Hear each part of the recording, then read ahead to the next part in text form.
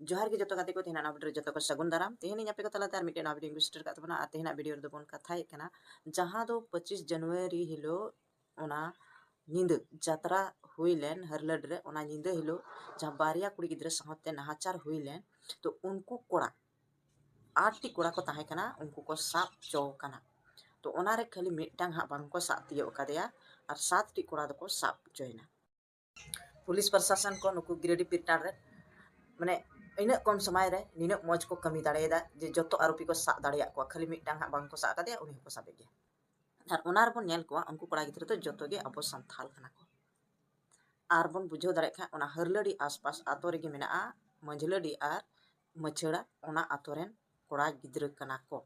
कोड़ा गिद्रे दो को बांग कना लटू कोड़ा गे यानी को बन बुझो खाय दो 18 साल खो चेतान रेन मेना को पोनिया कोड़ा और 18 साल खो लातार रे पोनिया कोड़ा तो बुझो दाड़े कना बन 8 टी कोड़ा तो मिट्टन अडी हिरखा बन बुझो खा मिट्टन अडी बड़ी सोचाव लखा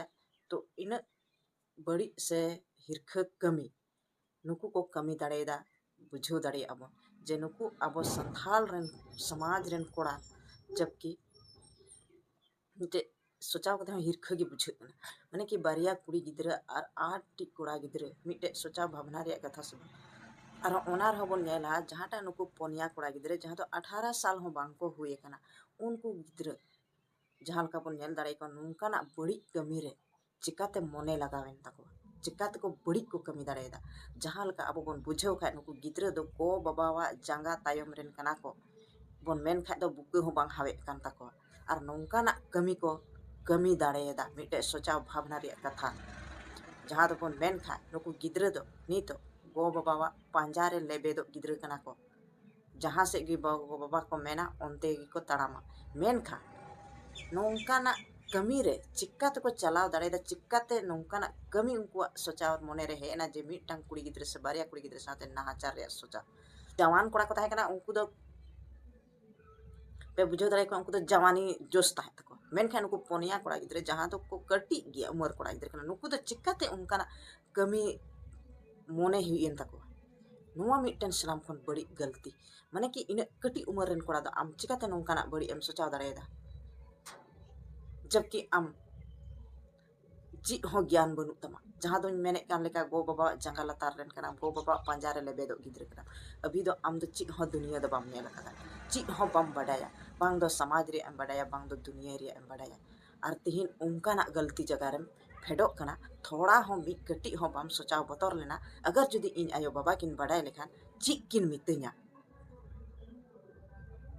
तो अब बन बुझो दाड़ेदा मेनते ओका लेकाना कमी को कमी किदा नुकु कोड़ा तो ओनाते नुकु सजा द नौका को नाम चाहिए इᱧंग मेन लेकाते इᱧ मेना और आपे समाज रेन होड़ चेपे मेनदा से दिसम होड़ चेपे मेनदा इन दिन मेनदा नुकु दो नौका ना सजा को नाम चाहिए से जीवन आर होन अगला कोड़ा जहां कुड़ी चितान रे अगर जुदी नजर को लगा से नौका ना बड़ी कमी लगी को सोचा दिन या नींद हो या कुछ भी समय ताहे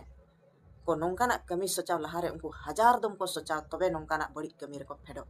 जेमन नुकु कोड़ा उनकाना सजा को नाम आबो बन बुझावा अब संथाल समाज रेन होड़ इन मेना बना से इन दयालु इन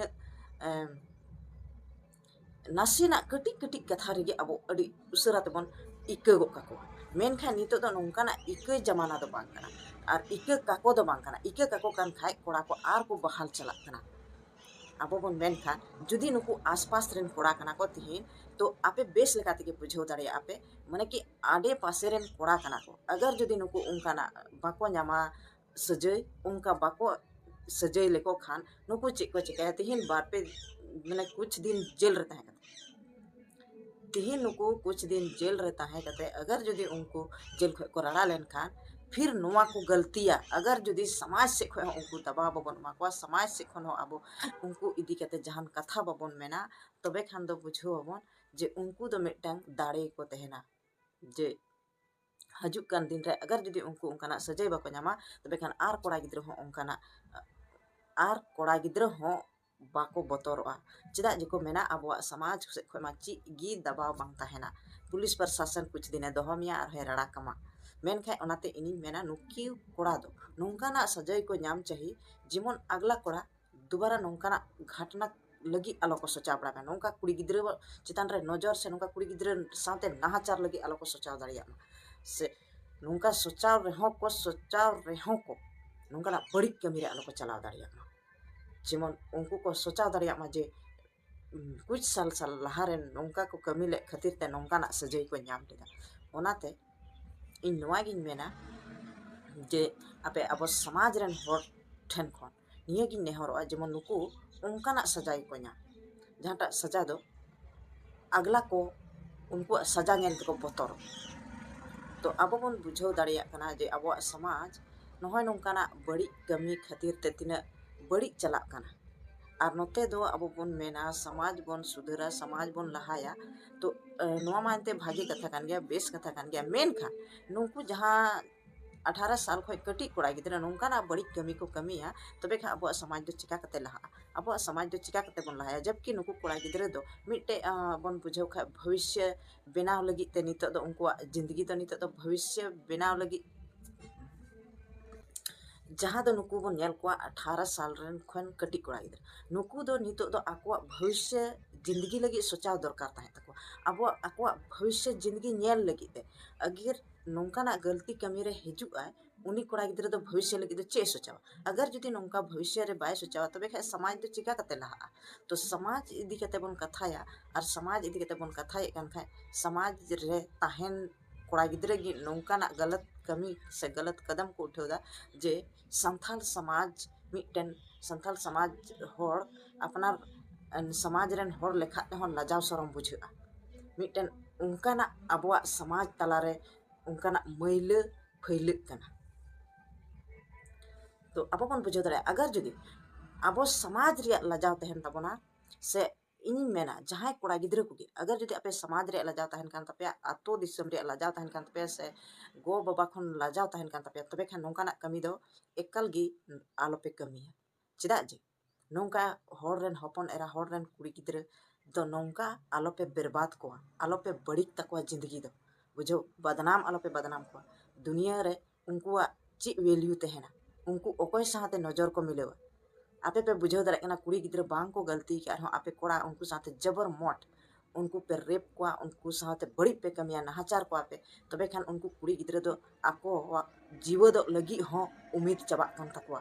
ओनाते इन आपे टे नेहरोआ एकदम नौकाना दो कोड़ा गिद्रा आलोपे कमिया जहां टा दो कुड़ी गिद्रा आको चेहरा दिसम होर ठे बाको उदु दाड़िया नौका आलोपे बेइज्जत को मा तबे खा तिहिना वीडियो दो नोड़े गिन मुचाद केताबन कना अगर जुदी आपे वीडियो पे कुसी तबना तबे खान लाइक शेयर तबन पे और चैनल रे पे नवा गया तबे खान दो कमेंट तबन पे मा तबे खान तिहिना वीडियो दो नोड़े गिन मुचाद केताबना मा जतो को गी मुचाद जोहार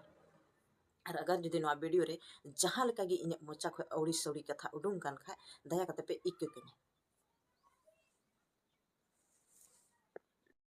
जोहार के जतो गाते को तेना वीडियो जतो को सगुन दाराम तेहनी आपे को तलाते आर मिटे वीडियो विजिटर का तबना तेहना वीडियो रे दोबन कथाय कना जहां दो 25 जनवरी हिलो ओना निंद जात्रा हुईलेन हरलड रे ओना निंद हिलो जहां बारिया कुड़ी गिद्रा साहते नाहाचार हुईलेन तो उनको कोड़ा 8 टी कोड़ा को ताहे कना उनको को साप चो कना तो ओना रे खाली मिटांग हा बांग को साप तियो कदेया और 7 टी कोड़ा को साप चोइना पुलिस प्रशासन को नुकु गिरेडी पिटार रे माने इन कम समय रे निन मज को कमी दाड़ेदा जे जतो आरोपी को सा दाड़िया को खाली मिटांग हा बांग को सा कदेया उनी को साबे गया।